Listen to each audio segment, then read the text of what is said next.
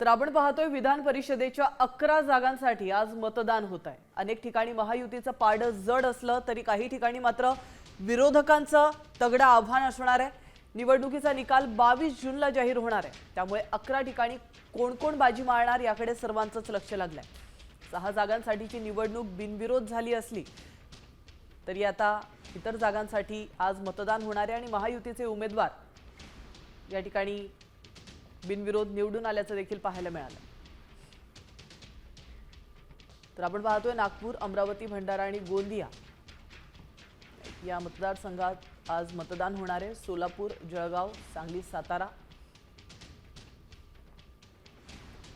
नांदेड, नाशिक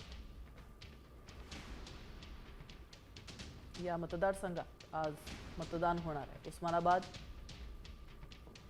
धाराशिव, लातूर, बीड, परभणी, हिंगोली, छत्रपती संभाजीनगर आणि जालना